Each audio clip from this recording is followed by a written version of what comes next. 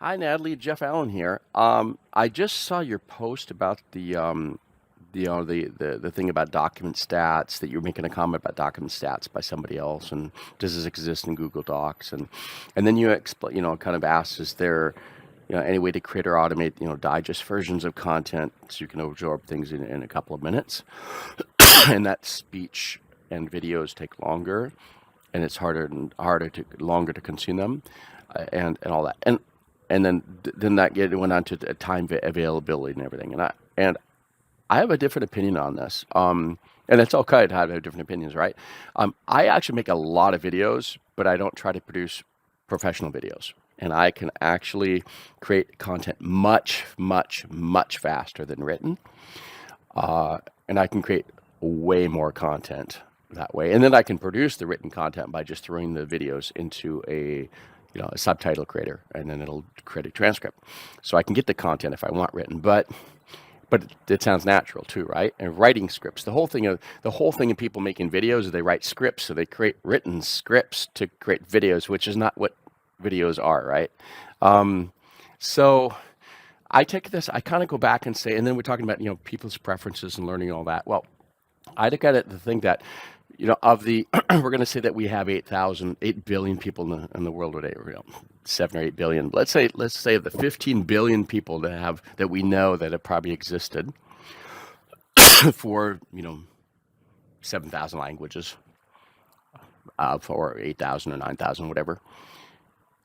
95%, or more than that, let's say 98% of people, of those don't 15, 20 billion people across mankind, or people kind, or what do you want to call that, in of 98% of the languages, have had to go through audio and visual learning, right?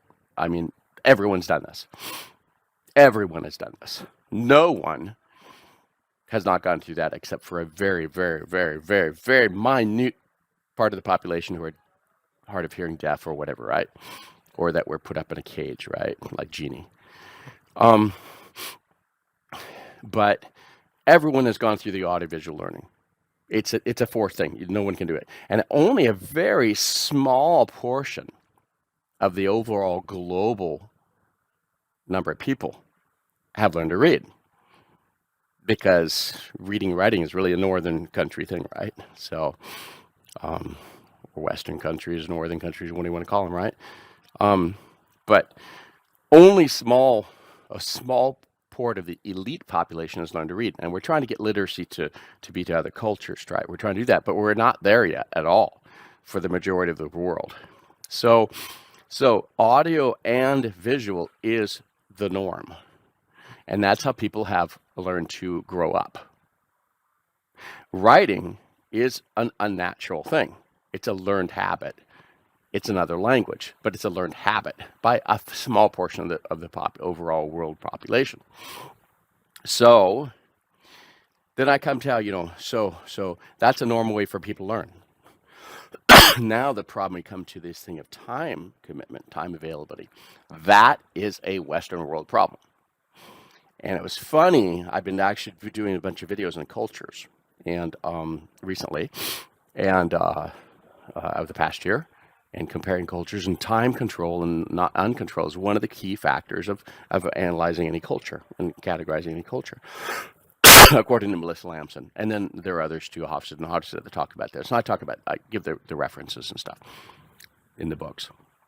But time control is a key thing. And some cultures are much more time controlled and others are not. And I get to explain that in the book, of each of my books. So I get a cough, but I'm kidding. My bronchitis fit here.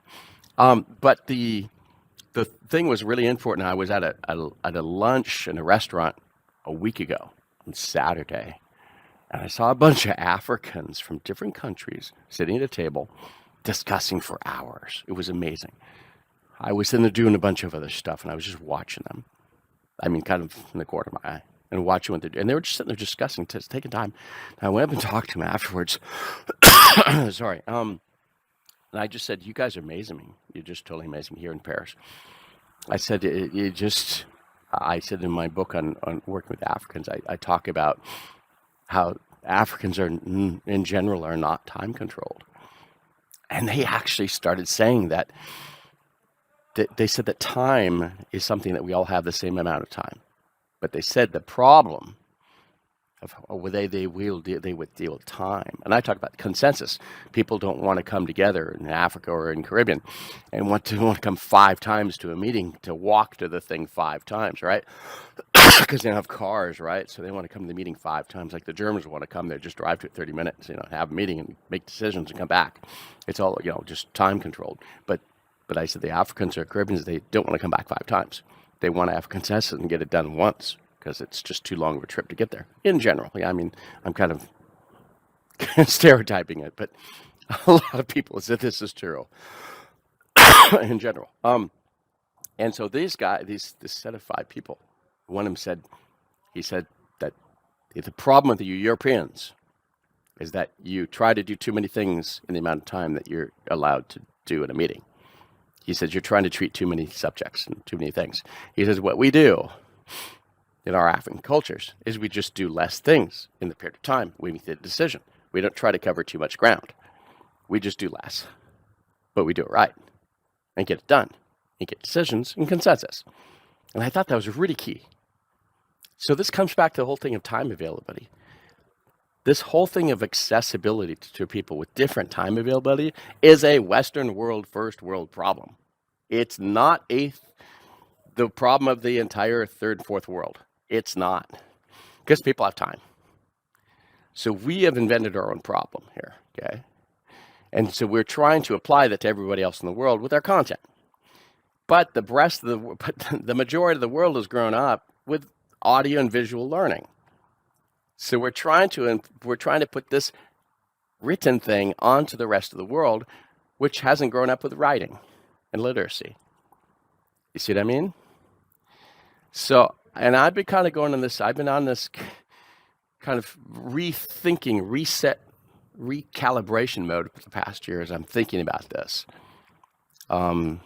It's in depth, just going through this, making these videos and talking about this.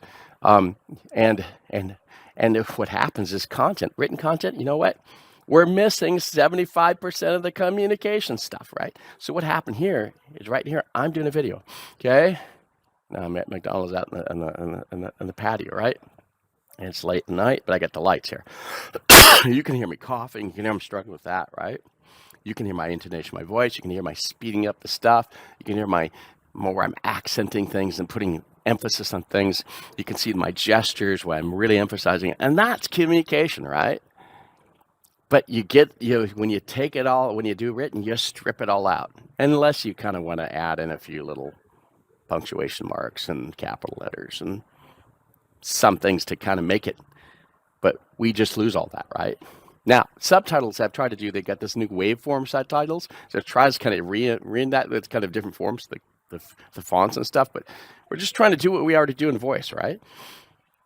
So audio and visual are normal.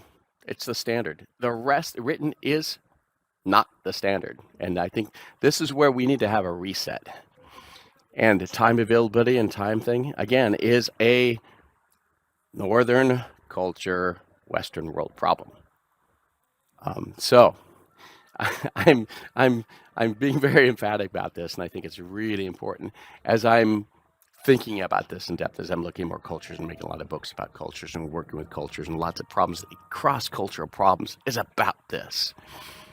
And most of the projects I've ever worked on in my career, which have always been international in nature, inside of localization or outside of it, even the wireless telecom cell phone field solutions, 95% of the problems are because people can't communicate between values between different cultures. That's the major problem. It's not technical, it's not marketing.